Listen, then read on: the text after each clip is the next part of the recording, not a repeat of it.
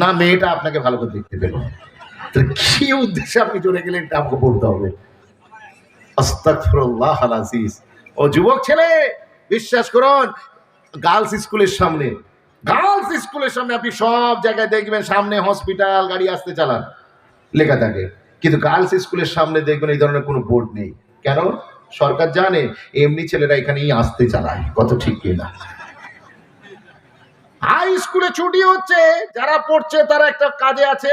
আমি একজন টিচার, আমি একজন স্কুল টিচার, তো কাজে আমি দেখি কিছু ছেলেকে আমার স্কুলের সামনে, বকাটা ছেলে যাদের কেউ চেনে না, কোনো কাজ নেই, না বাপের হলো, না মায়ের হলো, না সমাজের হলো, না বন্ধুর হলো, কিচ্ছু নয়। কত বুঝতে পেরেছেন না?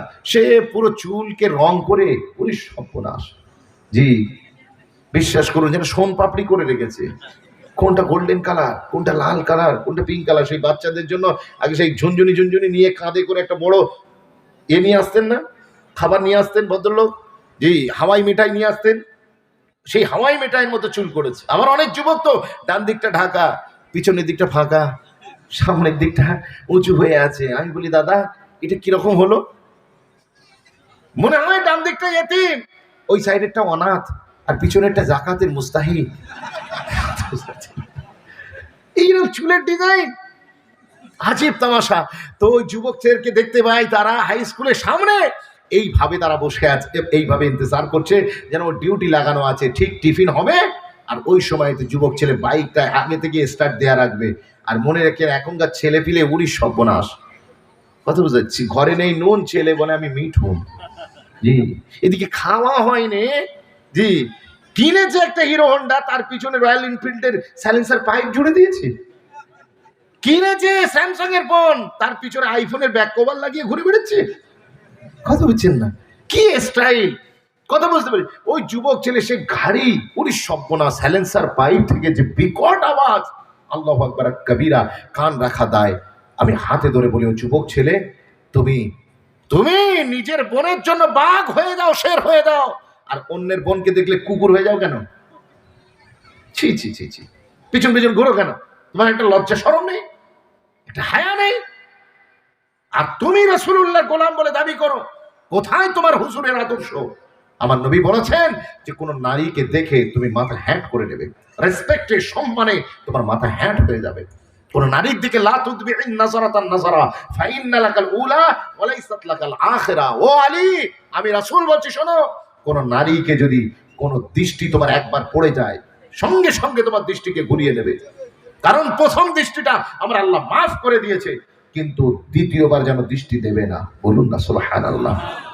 প্রথম দৃষ্টি মাফ, যেটা আচমকায়, যেটা আপনার হঠাৎ করে পড়েছে, এই দৃষ্টি মাফ করে দেওয়া হয়েছে।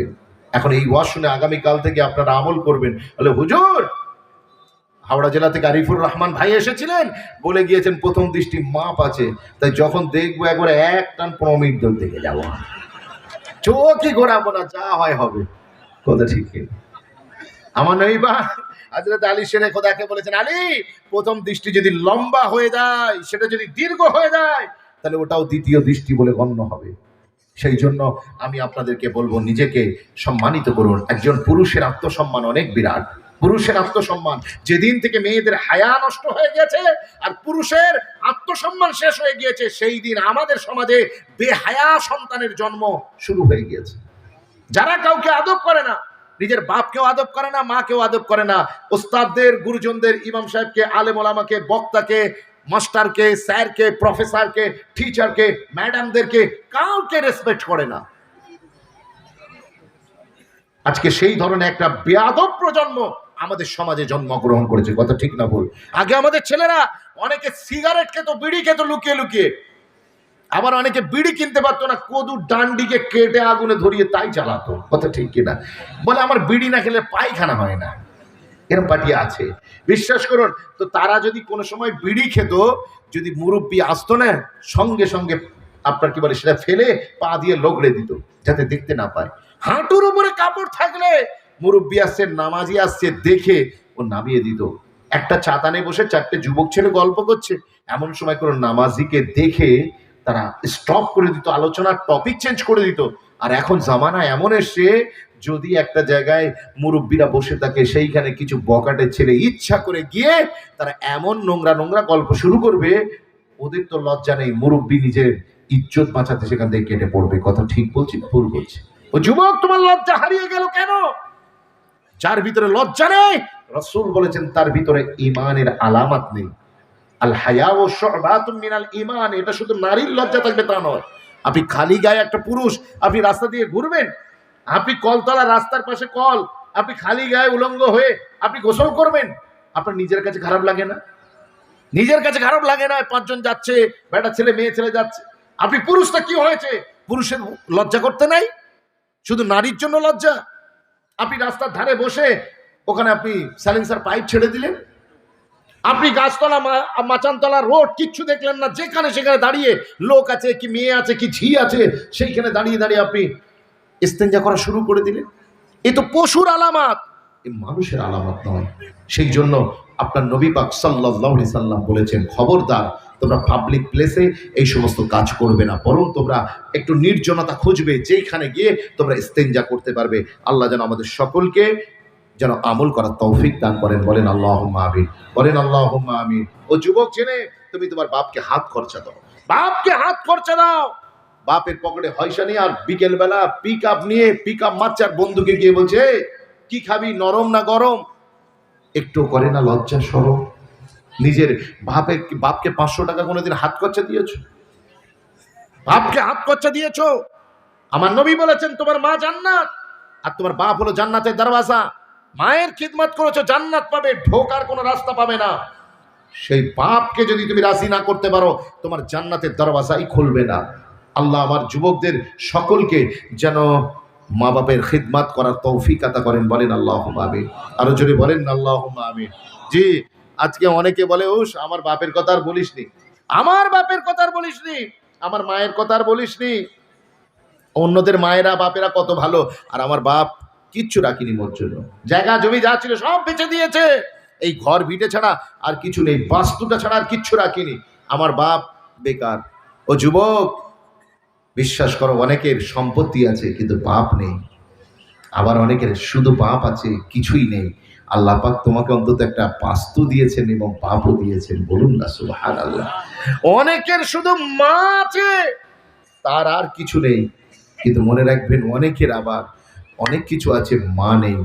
আমার আল্লাহ যে তোমাকে মাও দিয়েছেন এবং মাথা গোজার ঠাঁইও দিয়েছেন, তার জন্য আল্লাহর কাছে শুকরিয়া করো। বলুন না সুবহানাল্লাহ।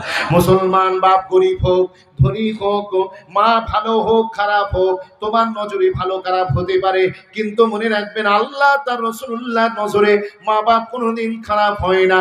এই নওজোয়ান তরুণেরা, আল্লাহ রাব্বুল আলামিন বাপ মাকে কি মর্যাদা দিয়েছেন, কি সম্মান দিয়েছেন। আমার নবী পাকের দরবারে সাইয়্যেদা হালিমাতুস সাদিয়া রাদিয়াল্লাহু তাআলা আনহা যখন আসতেন, ওই সময় একদিন আমার নবী মদিনার মিম্বারে দাঁড়িয়ে দাঁড়িয়ে খুতবা দিচ্ছেন। যেই খুতবা দিচ্ছেন, হঠাৎ করে সাহাবারা দেখলেন একজন বুড়ি মানুষ, চামড়াটা গুটিয়ে গিয়েছে, শরীরের সমস্ত পোশাকটা ছেঁড়া ফাটা।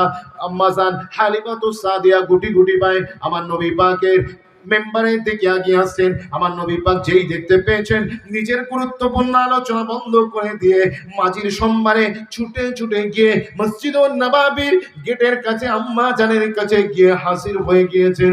আম্মা জানের হাত দুটো নিয়ে আম্মা জানের হাতে চুমা দিয়েছেন, দিয়ে আম্মা জানের হাতটা ধরে এগাতে এগাতে এগাতে এগাতে সামনের একেবারে মসজিদুন নববীর সামনের কাতারে এসে হাজির। ওই সময় নিজের চাদর, যে চাদরের জিকির আল্লাহ কোরআনে বলেছেন, ইয়া আইয়ুহাল মুজাম্মিল, মুজাম্মিল ওয়ালা চাদর আমার নবী পাক নিজের দুধমায়ের জন্য বিছিয়ে দিয়েছে,